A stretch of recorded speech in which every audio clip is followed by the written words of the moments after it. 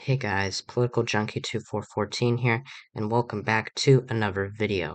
Today I'm going to be revealing my updated prediction for the 2023 and 2024 gubernatorial elections, which will be taking place this year or next year. So, in total, we've got about 14 states up here that we will be talking about. We're going to talk about the free elections this year in Louisiana, Mississippi, and Kentucky first. But before we get to that, and obviously we'll do the other states as well after that. But before I get to that, I want to point out that some of you who are not familiar with local politics and are more, nationally focused, if you're not familiar with, I guess the politics that go on at the more local level, governor's races are very different than Senate races. For instance, there's a Democratic incumbent governor in Kentucky, which we will be touching on soon. There's also a Democratic governor in Louisiana. There are Republican governors in Vermont and New Hampshire. And, it doesn't, state partisanship, national partisanship doesn't necessarily apply to these governors as it would to a Democrat or a Republican seeking an election in these states. Now, New Hampshire, of course, is somewhat of a battleground state, but it definitely is a lean D state, by default. But it has a Republican governor, and we will get to that Republican governor in a minute. So, just wanted to throw that out there so that some of you may not be shocked. By what I'm about to be putting on here, and don't think that I've gone insane, but yeah, because some of these races will definitely look weird, compared to the results that typically go on in a presidential or Senate election. So we're going to start with the 2023 races in these three states, Kentucky, Mississippi, and Louisiana. We have two of them that are likely Republican states. The first one is Louisiana. So, just to push it out there, or to put it out there. Safe, I do my predictions by margin, so safe is anywhere between 5 to 15 points. Likely is when the margin is anywhere from or sorry, safe is above 15 points. Likely is 5 to 15 points. Lean is 1 to 5, and then tilt is anything below 1%. Tilt is really the toss-up category. But anyways, with Louisiana, this is essentially a safe Republican race, but it's only likely because there's still a couple question marks regarding it. There is the possibility of a runoff, and we don't know necessarily how many people are going to be in this race. But it does really look like that Republicans are going to pick this up. So as I mentioned before, there's an incumbent Democratic governor in Louisiana. His name is John Bel Edwards. He is term limited. He was first elected in 2015, which we can go back and see against then Republican Senator David Vitter. He won in a runoff, and he did pretty well. He won by about 12 points, which is very good, especially on a I guess an off year, with a relatively low turnout. But Edwards was, I think, able to win, because of his ability to appeal to conservative Democrats, and also because we were not nearly as polarized in 2015 as we are in 2023. In 2019, it was closer. He had Edwards, now the incumbent, was running with more focused opposition, but he was still able to eke out a 2.5 point win against Eddie Rispon in a runoff election. He won about 51% of the vote, and it was a pretty impressive victory. I think he, has governed quietly and has governed in a way that does not alienate Republican voters, because Louisiana is a very red state, voted for Donald Trump by nearly 19 points in 2020, if I'm not mistaken. It might have actually been 19 points. I don't remember the exact margin in Louisiana, but I guess that is a little hard to it's a little too much to ask for. But anyways, Louisiana now is Louisiana Democrats do not no longer have the ability to run Edwards again. If he ran again, I think he would have won, although the shift in his margin may have been concerning for some. The shift between 2015 to 2019.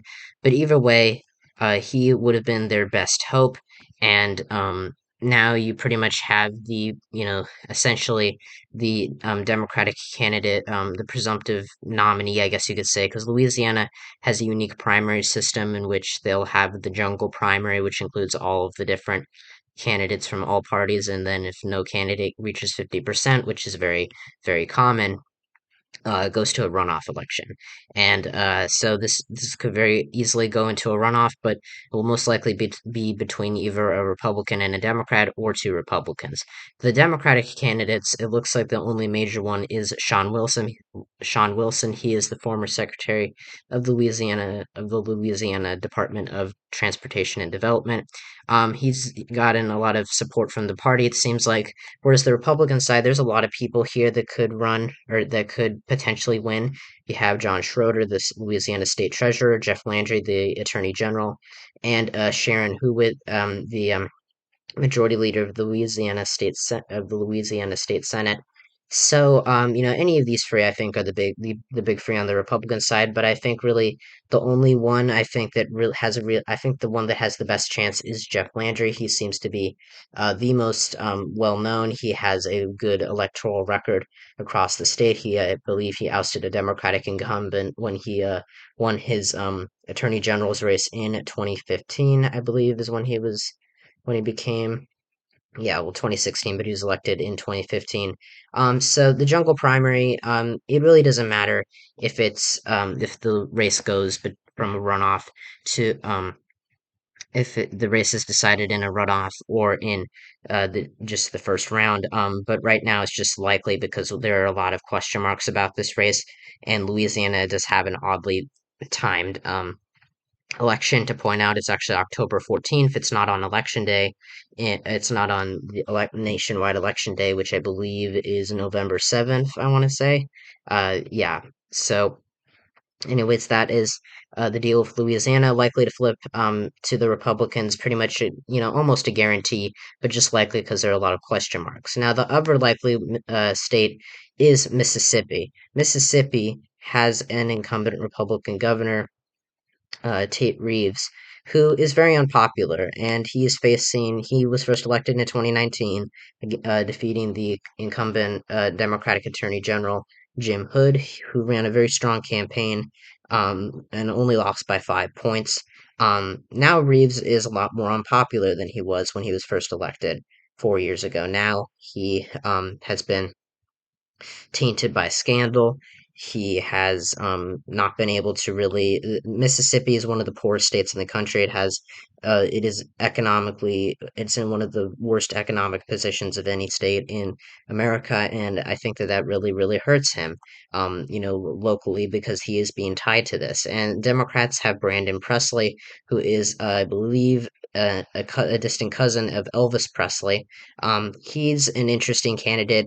He's the public service commissioner from the Northern District in Mississippi, which is a pretty Republican area, which brings into question, hey, is this Presley guy, actually able to hold hold his own in Republican territory, which it's a valid point. I'm not, we'll have to wait and see, but he does seem to get an endorsement from a lot of the major, the only major Democrat from Mississippi federally, Benny Thompson. He was the former chair of the January 6th Select Committee, and Presley's pretty much got it in the bag. I think that the two primary opponents were disqualified, but it doesn't matter. He was going to win it anyway, and Reeves does not seem to be facing much very strong primary opposition either. So either way, it looks like Mississippi is going to stay red for now. My reasoning for that is because Jim Hood was a very strong candidate for the Democrats. Yes, they have been performing well nationally, and I think Presley is a decent candidate. He will almost certainly run ahead of Joe Biden's performance in the state in 2020 and his performance in 2024, whatever that exact margin or deficit, I guess, for Biden ends up being. Presley will lose by less, and he could get it to lean. I think there is some interesting polling here. We can go down to the polling. It really seems like that Reeves might be in some trouble. He's struggling to get to 40, to even 45%. He got to 46% in this poll last month. Presley, though, has led in a poll, which is interesting, but it was sponsored by the Southern Poverty Law Center, which is a liberal group, and these are registered voter polls, which are not necessarily the best for conducting polling research. Usually, you want to use likely voter polls. So right now, Mississippi, I would say, goes to Tate Reeves by around 5 to 6 points, but it could be less. It could also be a little bit more. Either way, I just want to see how this race plays out before I make, before I put a lean characterization on it. So yeah, that is what I have to say about Mississippi. Now, finally, for the 2023 governor elections, we have Kentucky. Kentucky has an incumbent Democrat, Andy Beshear, who was first elected in 2019, mostly, not mostly, I shouldn't say that, but essentially he had a lot of things working for him. The Republican governor, Matt Bevin, was very unpopular. He had been elected in 2015, surprisingly, against, I think the guy's name is Jack Conway, who ran for the Democrats.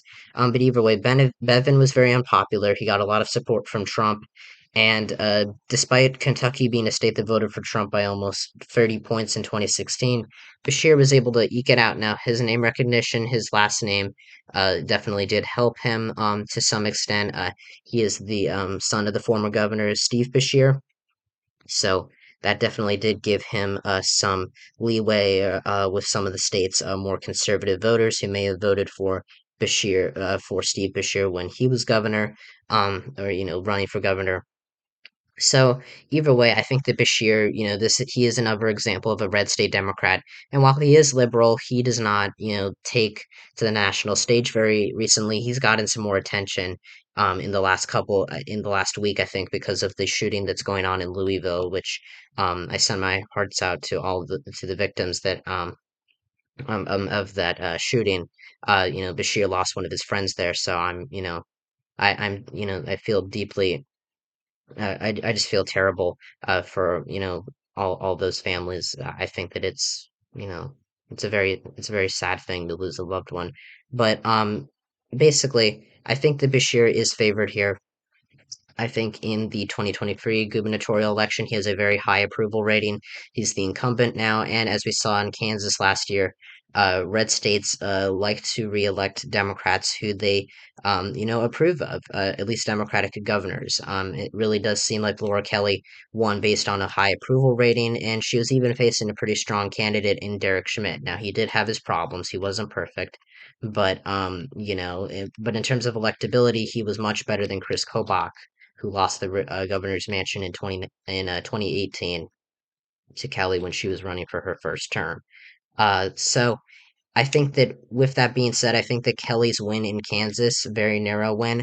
Kentucky is obviously a redder state than Kansas, but at least by most regards. But I do think that Bashir is the favorite as of right now. He is facing the Attorney General of the state, Dan Cameron, who is a strong candidate for the Republicans. At least he's the presumptive nominee. There's really no one else there that seems to be opposing him more.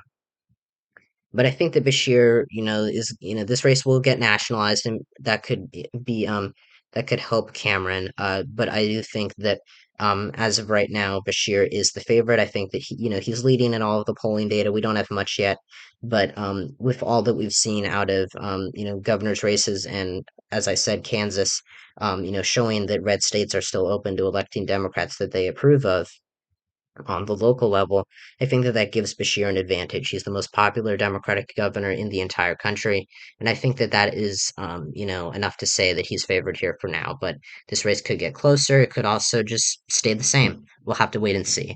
So now we're going to go on to 2024. We have two safe blue states, Washington and Delaware. Delaware is an open seat. I believe John Connor, sorry, John Carney, is term limited. It looks like the Newcastle County Executive Matt Meyer might run there. Anyways, Delaware's a safe blue state. Republicans did do well there locally last year, so maybe it's a likely margin, but either way, it's going to go Democratic. I don't really see much reason to, talk about that. I have heard rumors also that Jeremy Herrera Butler, who was the former representative from Washington's 3rd District, might be running for governor against Jay Inslee.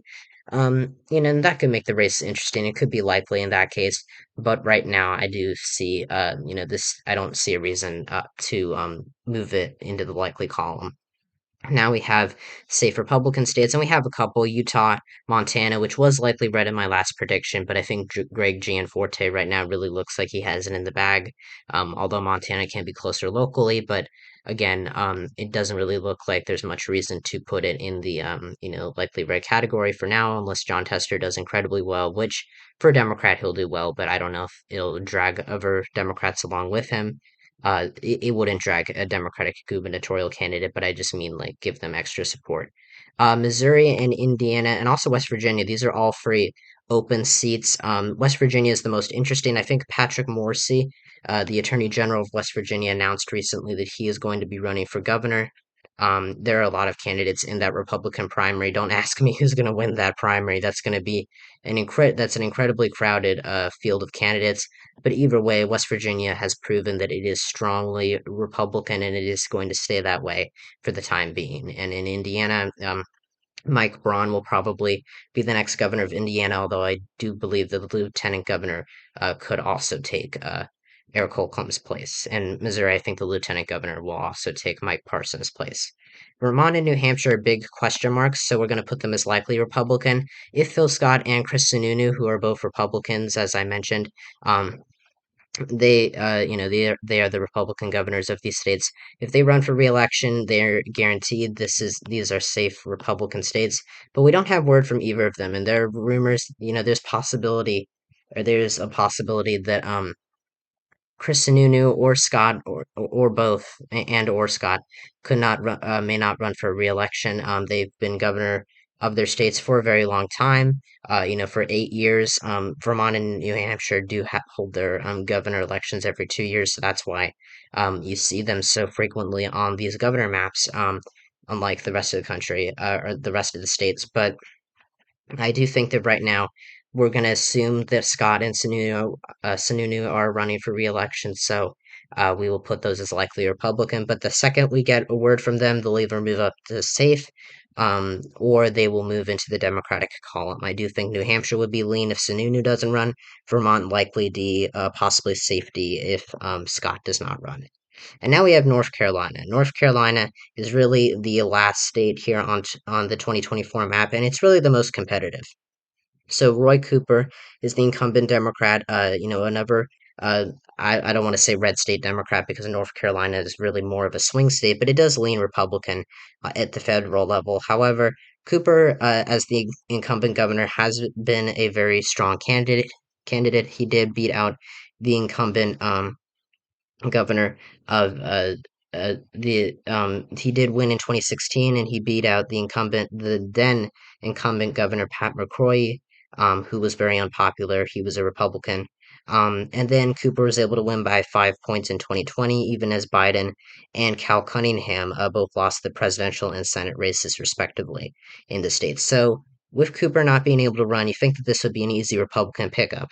Well, not quite. Mark Robinson does seem to be the most likely candidate for the GOP, but he has a lot of issues. He did win by a pretty strong margin in 2020 in his lieutenant governor's race, but then again, North Carolina, that race was not very nationalized. The governor, Senate, and presidential races were a lot more um, important. And Democrats also have some strong contenders too. Right now, it really looks like their candidate is going to be Josh Stein, the Attorney General of North Carolina, who, like Cooper, was first elected in 2016 and did well in 2020. Not as well as Cooper, but still did, relatively well. And this race really gives me feelings, or it really reminds me of the Pennsylvania governor's race last year. Because while Mark Robinson has held public office before, just like Doug Mastriano, he makes a lot of statements that could really hurt his campaign, and he's going up against an attorney general. And what do we know about a Democratic attorney general facing off against a potentially flawed candidate in a swing state? Doesn't usually go very well for that Republican. So, for that reason, I'm going to put North Carolina in the tilt Democratic column for right now. That could change. We could see Mark Robinson come back and win this, but I could also see this race moving in Stein's direction even further. So in the final map, after the 2024 governor elections and 2023 elections, Democrats will have 20 free governorships. Republicans will have 27, so they will still control the majority of the state governorships. But they do net one seat from where they are right now by picking up Louisiana, but they fail to flip Kentucky and North Carolina. So overall, a pretty divided map, I guess you could say. Democrats could also pick up Vermont and New Hampshire if Scott and Sununu don't run, but Republicans could also flip Kentucky and or North Carolina. So lots of possibilities here, but overall, this map is not as exciting or as competitive as the one from 2022. Not to say that this isn't interesting, but it's just a lot more simplified, and to some extent, I kind of like that. It gives you more time to focus on the races that really, really matter instead of having to map out, all these different states. And, that's part of the reason why I wanted to make Montana safe red because there really doesn't seem to be much opportunity for Democrats there. So, anyways, after all that rambling, thank you guys for watching this video. Make sure to like the video if you haven't already. Subscribe to the channel. Hit the bell so that you can, be notified when more content like this comes out. Share this kind of content with your family and friends, people who you think would enjoy it. And also check out my non-political channel, Interactor127, and my comrades channel, GrowlingZoo666. And I'll see you guys next time when I talk about all things politics. See ya.